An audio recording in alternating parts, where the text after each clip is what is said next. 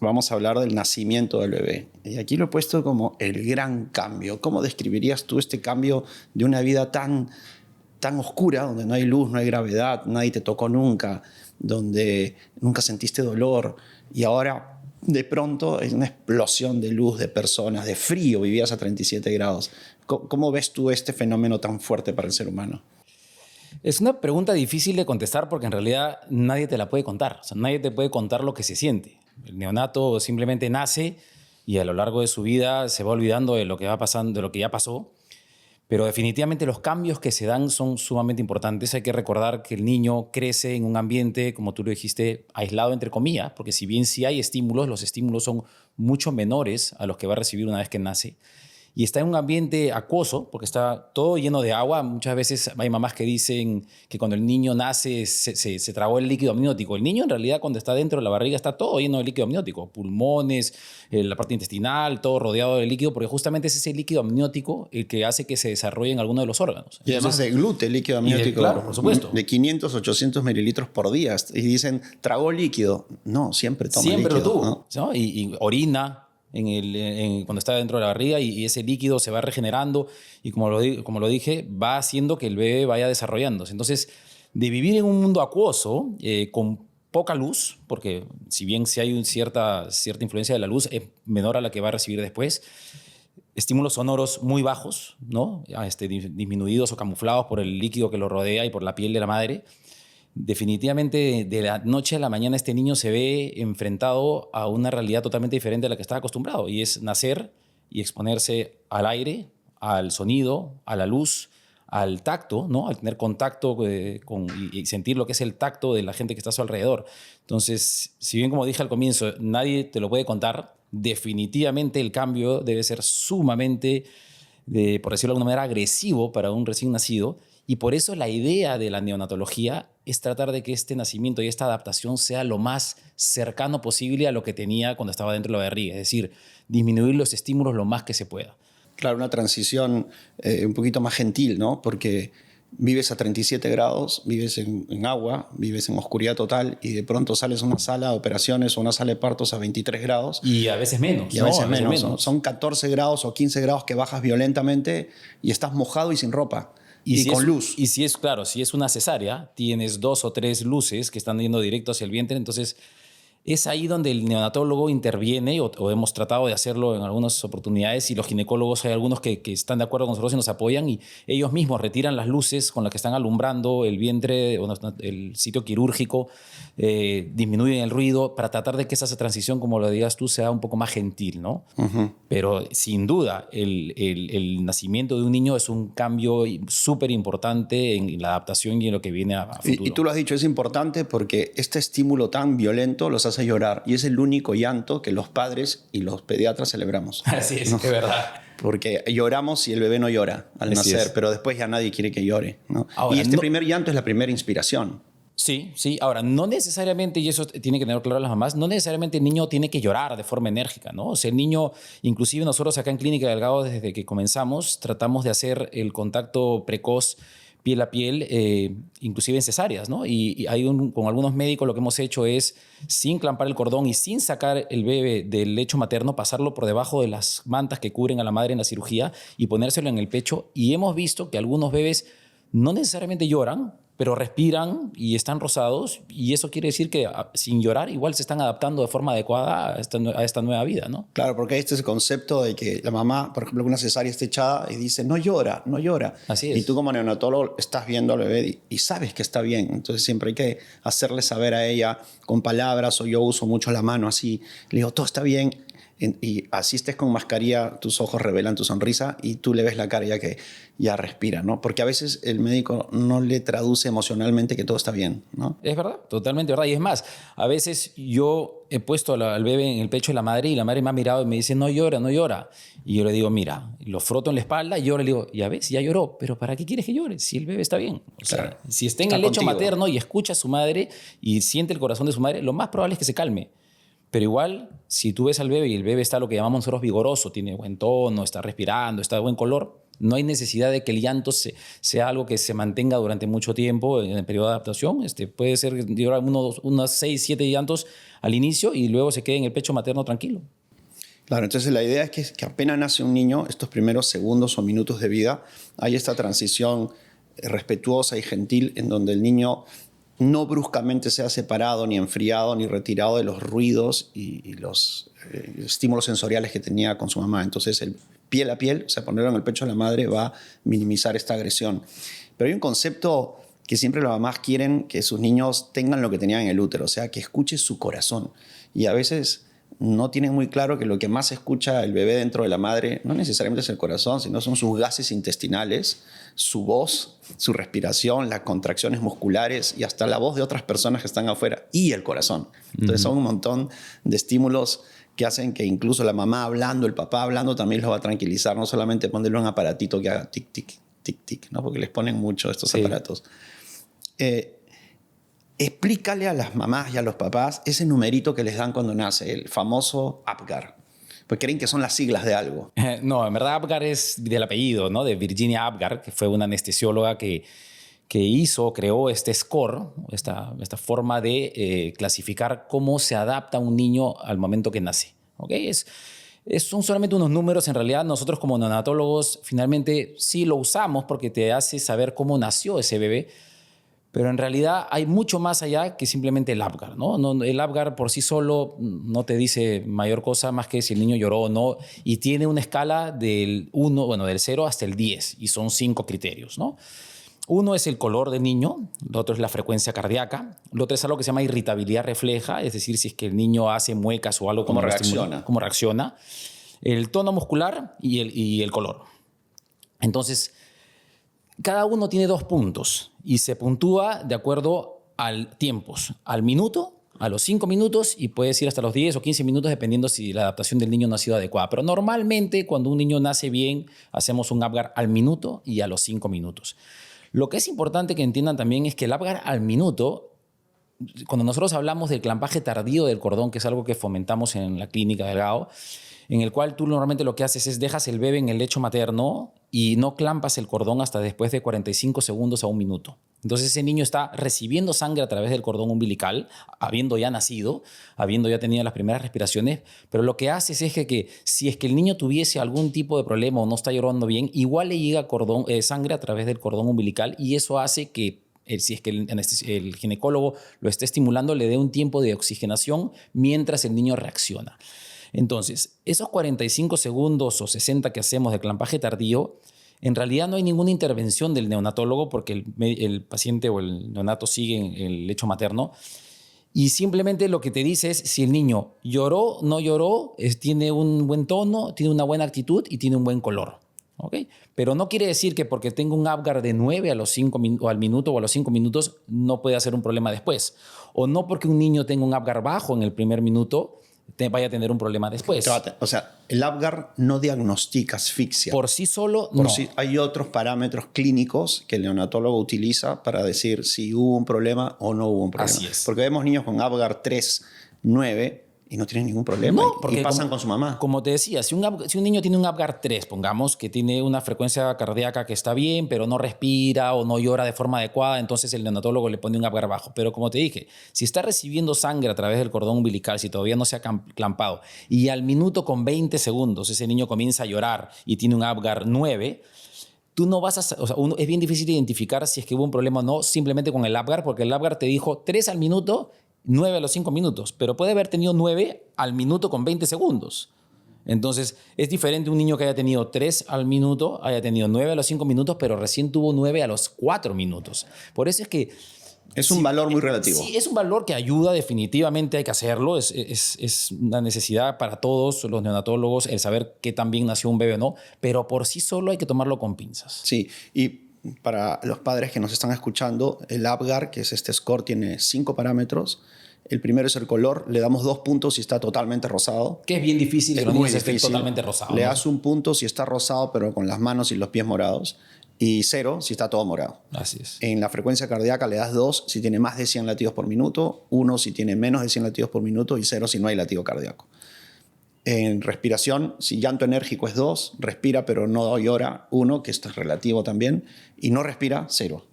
Reactividad refleja, niño que te empuja, se defiende, 2, un niño que te hace muecas pero que no se defiende, 1, y un niño que no responde, 0.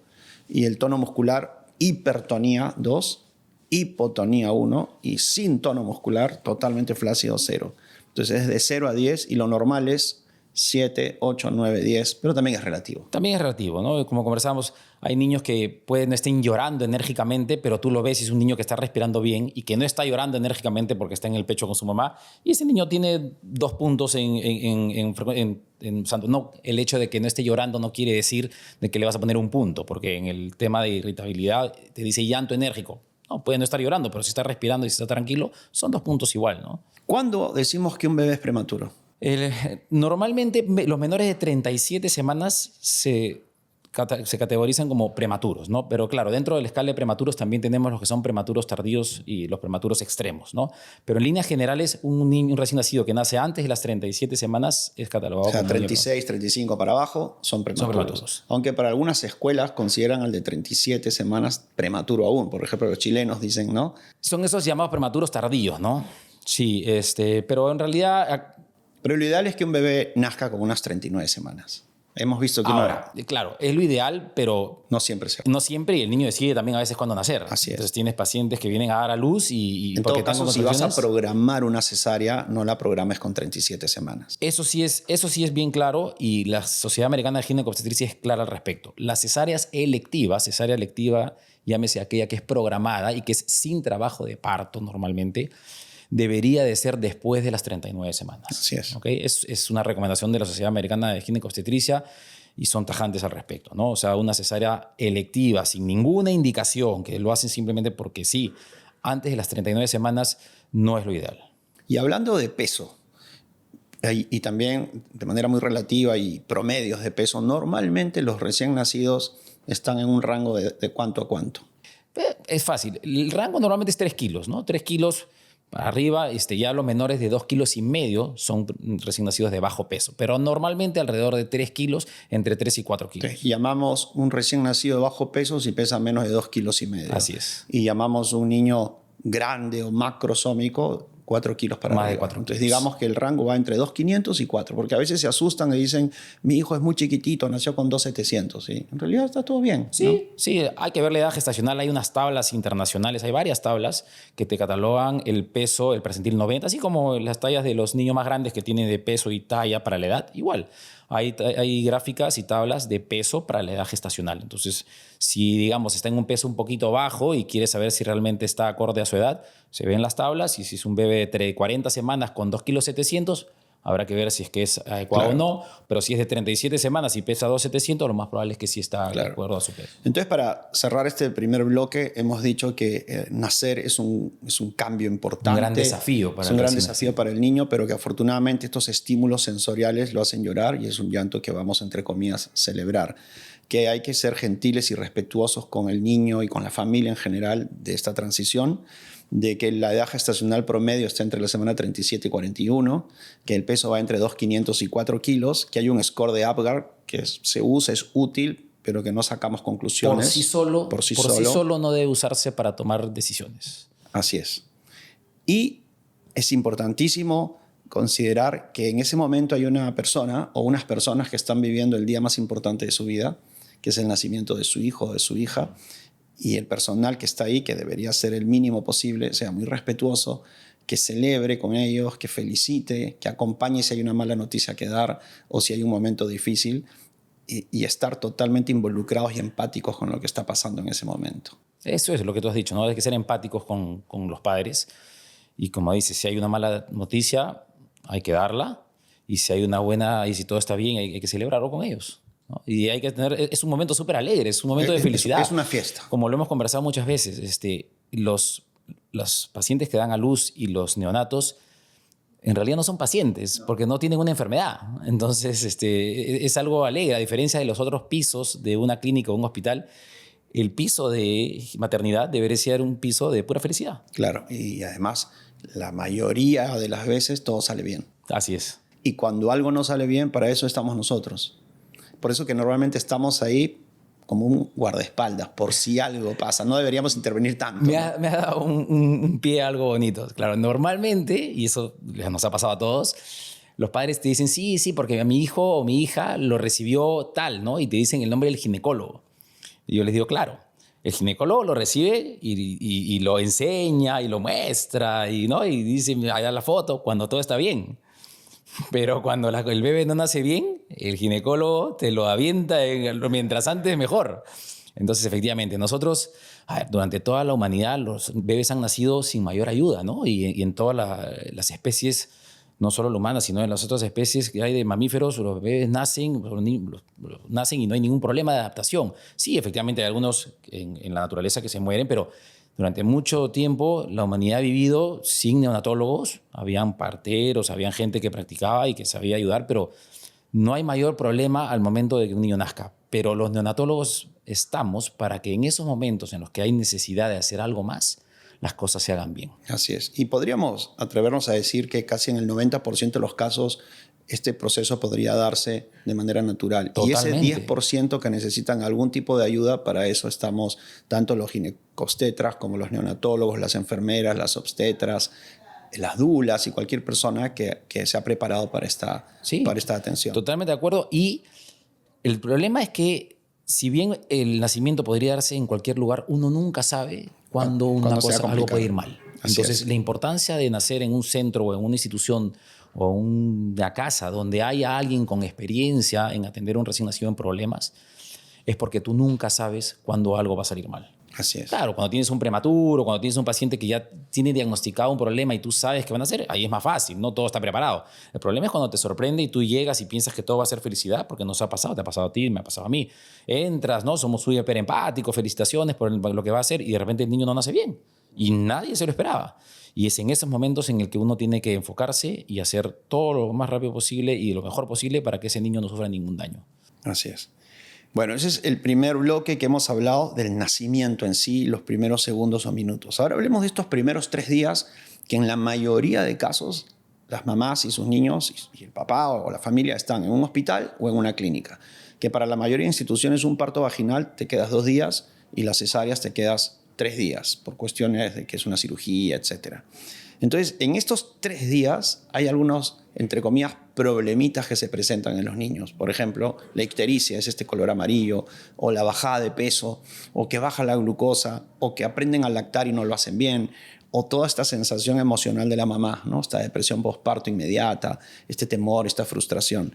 Pero vayamos por partes. Hablemos de la ictericia. ¿Qué es la ictericia? A ver, la ictericia como tal es la coloración amarillenta de la piel. Es cuando la piel se pone amarilla. Eso no solo le da a los neonatos, a los pacientes adultos que tienen un problema en el hígado, pueden también tener una ictericia, y es la coloración amarilla de la piel y de algunas escleras, o sea, de algunas... Del ojo. La esclera del ojo, ¿no? La diferencia de los adultos, que normalmente se caracteriza por ser secundario a una patología, en el neonato es algo fisiológico. O sea, normal. Fisiológico quiere decir normal, ¿ok?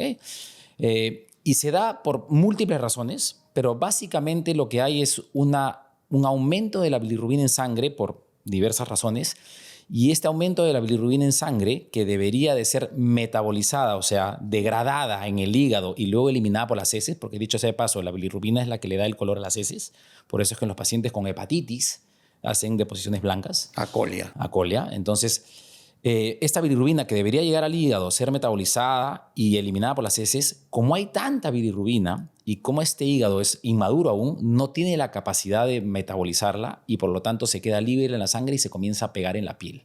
Y el niño se pone ictérico. Entonces, esa ictericia, que es este color amarillo de la piel, es normal en todos los recién nacidos, solo que en algunos niños con niveles más altos de bilirrubina en sangre se pintan más amarillos, y eso lo vamos a hablar, se van pintando de la cabeza hacia los pies y se van pintando más abajo. Y sí, es algo que tenemos que tener en cuenta y que tenemos que estar viendo en los recién nacidos, porque en casos muy raros sí puede producir problemas. Claro. Muy raros, pero si es que no se controla. Pero sí es verdad que hay que estarlo chequeando. Pues una de las preguntas que nos hacen más en las salas de puerperio a los pediatras o a los neonatólogos, y yo siempre les digo a los padres que cuando una persona se va a vivir a un lugar donde hay menos oxígeno, si yo me voy a vivir a las montañas o a los Andes, me sube la hemoglobina, ¿no? A 16, 17. dentro del útero hay poco oxígeno relativo a lo que hay fuera, y por eso los fetos tienen hemoglobinas muy altas, ¿no? 18, 19. Pero cuando nacen y su organismo detecta que a nivel del mar hay bastante oxígeno, comienzan a destruir el exceso de hemoglobina, o sea, de glóbulos rojos. Y esta destrucción libera bilirrubina que va a circular en sangre. Y como tú bien has dicho, cuando un niño nace, de pronto le dicen a su hígado, hey, trabaja, porque ya el hígado de tu mamá no va a trabajar por ti. Y ese hígado tiene que comenzar a metabolizar esa bilirrubina. Si eres muy prematuro, se tardará más en metabolizarla. Si hubo falta de oxígeno, podría tardarse más. O si hay un exceso de bilirrubina porque hay un exceso de destrucción, se le demorará más. Entonces, es normal que exista, y para eso nosotros vemos si hay mucho, si se está tardando en metabolizar, etcétera, y tomaremos medidas. Pero te atreverías a decir que en más del 90% de los casos es normal que se autolimita sola. La lactancia ayuda mucho. Es bien controversial. Antiguamente se pensaba que la lactancia favorecía el aumento de la bilirrubina, y es cierto que hay una sustancia en la leche materna que hace que la bilirrubina se elimine menos, pero se ha demostrado de que aquellos niños que tienen una ictericia o una hiperbilirrubinemia asociada a la lactancia, o sea que la lactancia está favoreciéndola, nunca llega a valores patológicos y que requieran nada. Entonces no se contraindica la lactancia de ninguna manera. Antiguamente la suspendían 3 días. Sí. Eso ya es historia. No, ya es historia. Que nadie te diga. Y a veces le dicen a la mamá, ponlo al sol. ¿No? Y la mamá me dice, sí, lo voy a poner al sol 1 hora por día. Eso tampoco. A ver. Que funciona, funciona, pero... Yo le digo a las mamás, eso no es tratamiento. O sea, el tratamiento de la hiperbilirrubinemia o la ictericia patológica, la que requiere tratamiento, no es ponerlo al sol. ¿Ok? Segundo, el niño recién nacido no puede estar expuesto al sol. Así es. No debe recibir rayos solares. Lo que aparentemente demuestra un poco es que los rayos de luz de día o la luz natural tiene unos rayos parecidos a los de las fototerapias, que son el tratamiento que se usa para la ictericia. Entonces, sí, cierto beneficio va a tener si es que lo expones a la luz natural, no al sol, a la luz natural, 1 hora en la mañana, 1 hora en la tarde, pero no es el tratamiento para la hiperbilirrubinemia. El tratamiento para la hiperbilirrubinemia, es decir, aquellos niños que tienen un valor de bilirrubina por encima del límite aceptado para su edad, es hospitalización en una unidad de cuidados intensivos y una luz de fototerapia sobre ellos.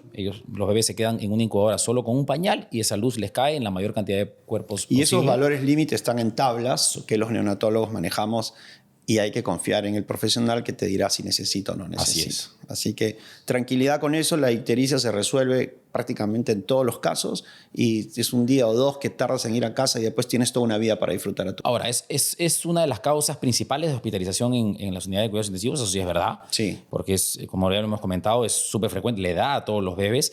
Los casos que requieren hospitalización no son tantos, pero es una de las principales causas. Pero claro, es una hospitalización de 1, máximo 2 días en la mayoría de los casos, ¿no? Estamos hablando cuando no hay una patología asociada, como las que tú comentabas, en las cuales se rompen mucho más glóbulos rojos de lo normal, como los casos en los cuales las mamás son RH negativo y los bebés son RH positivo, o cuando la mamá tiene un grupo sanguíneo O y el bebé tiene un grupo sanguíneo A o B. En esos casos a veces puede incrementarse un poquito más la estancia hospitalaria, pero normalmente con 1 o 2 días es suficiente. Así es. Y no deberían asustarse. A veces lo ven como una tremenda mala noticia, y yo siempre le digo a la mamá, tranquila, todo va a salir bien. El peor escenario es que se quede 1 día en incubadora y de ahí tienes toda la vida para disfrutar. Y no hay mayor malestar en el neonato, ¿no? El neonato está en una incubadora, se le tapan los ojos, se le pone un pañalito, está caliente, está con una luz encima, sí es cierto, pero se le tapan los ojos y... Sí es cierto, o sea, se hace un destete de ese vínculo madre-niño, que es por lo que más sufre la mamá, pero si vemos al bebé en sí, el bebé no sufre en ese momento. Está tranquilo. Sí.